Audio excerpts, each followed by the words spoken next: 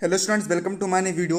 इस वीडियो में हम देखने वाले हैं कक्षा 12वीं विषय हिंदी अनिवार्य दिनांक 20 सितंबर 2021 का स्माइल 3.0 गहरे कार्य का हम यहाँ पर सॉल्यूशन देखने वाले हैं। तो वीडियो को जो आपको पूरा एंड तक देखना है और ध्यान लगा समझना है और साथ ही में आपको प्रत्येक क्वेश्चन को समझना है और फिर मैं आपको इसका जो PDF है आप कैसे प्राप्त कर सकते हैं मैं आपको वीडियो में आगे बता दूंगा। चलिए अब हम वीडियो को बिना इस देरी के यहाँ पर शुरू करते हैं। तो देखिए छात्रों, इस अध्याय का नाम क्या है? सूर्यकांत त्रिपाठी निराला बादल राग। तो प्रश्न एक आपको दिया है, अस्थिर दुख पर अस्थिर सुख पर दुख की छाया, पंक्ति में दुख की छाया किससे कहा गया है? मतलब कि दुख की छाया जो है कवि ने किससे कहा? तो इसका उत्तर है कवि ने दुख की छाया मानव जीवन में आने वाले दुखों कष्टों को कहा है। कवि का मानना है कि संसार में सुख कभी स्थायी नहीं होता ना, जो सुख होता है कभी भी एग्जिस्ट नहीं होता, उसके साथ साथ दुख का प्रभाव भी आता है, मतलब कि दुख भी आता है।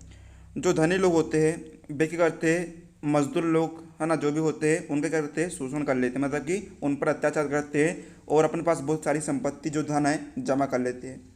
परंतु उसे हमेशा डर लगा रहता है कि जो मजदूर लोग हैं जो जिन पर उन्होंने शोषण किया है, जिन पर उन्होंने अत्याचार किया है, वह एक दिन उन पर क्रांति कर देंगे, उनकी उन्हें आशंका होती है और वह जो है सब कुछ छीनने के डर से भी डरे रहते हैं।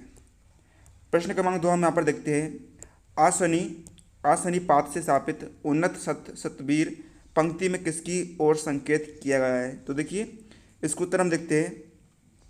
इस पंक्ति में जो कवि है उसने पूंजीपति या फिर जो शोषण करता है, मजदूर लोग पर अत्याचार करता है, जो धनी वर्ग होता है उसकी ओर उन्हें संकेत किया है। जो बिजली गिरना है उसका तात्पर्य किससे है? क्रांति से।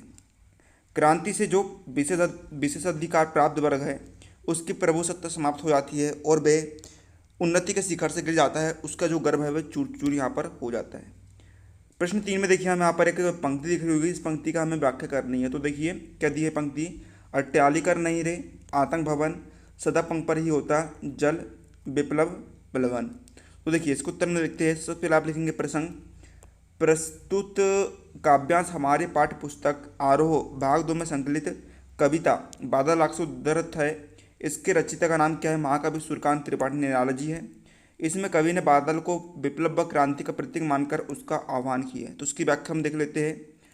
कवि कहता है कि पूंजीपतियों के जो ऊंचे ऊंचे भवन है ना, जो पूंजीपति जो धनी लोग होते हैं वे केवल बड़े बड़े भवनों में नहीं रहते, बड़े बड़े मकानों में नहीं रहते, उनके पास ऊंचे ऊंचे भवन बस नहीं रहते, बल्कि वे क्या करते हैं, गरीब लोगों पर अत्याचार करते हैं और उनसे जो भवन बन जाता है।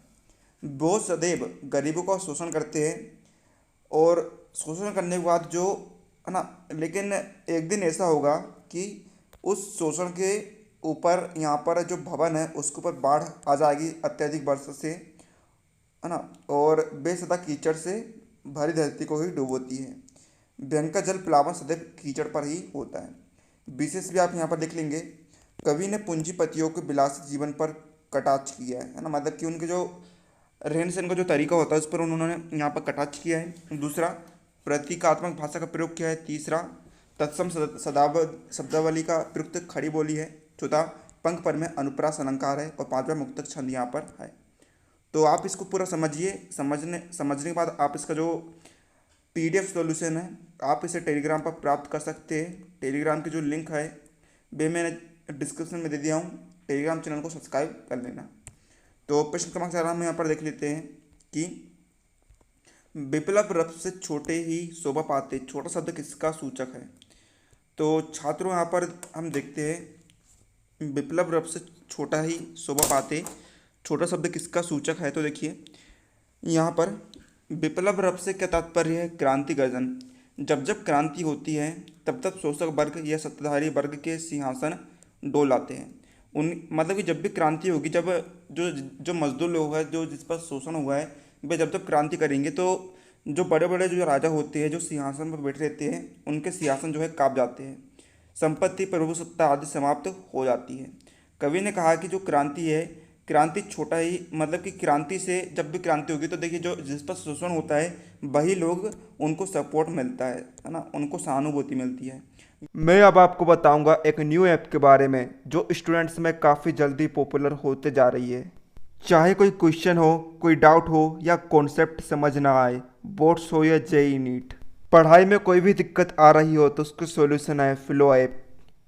अपने डाउट्स को किसी भी समय क्लियर करें इन दिस 3 इजी स्टेप्स। सबसे पहले इस ऐप को प्ले स्टोर या फिर ऐप स्टोर से डाउनलोड कर ले। अपने फ़ोन नंबर से इजीली साइन अप कर ले। अपने क्वेश्चन का पिक्चर ले या उसे टाइप करके सबमिट कर दे और फ्लो ऐप 60 सेकंड्स के अंदर में इंडिया के टॉप एक्सपर्ट से लाइव कॉल पर कनेक्ट कर देगा। आपके क्वेश्चन में आप कहना चाहते हैं कि बल्ब की पावर कितनी है। अगर बल्ब जो है वो 220 वोल्टेज पर ऑपरेट हो रहा है, राइट। इस बैटरी का जो वोल्टेज है वो आपको गिवन है 220। तो ये आपको सिंपल रिलेशन हो गया यहाँ पर। अब अगर कोई आपको और डाउट है तो आप बताइए। No sir, thank you. So guys, it's that simple. Have any question? Just ask Flow.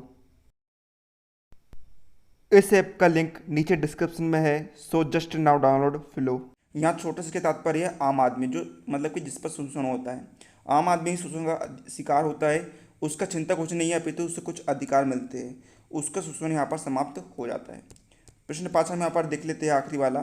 बादल राग कविता के लिए निम्न में से कौन सा विकल्प जो है सही है। तो उसको उत्तर आएगा यहाँ पर उपरोक्त सभी, मतलब कि आ नंबर भी आएगा यहाँ पर।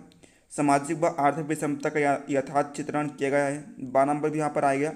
शब्द बिंबों का प्रयोग छायाबद्ध शिल्प के अनुसार किया गया है। सा नंबर भी यहाँ पर आ जाएगा। मुक्त छंद है।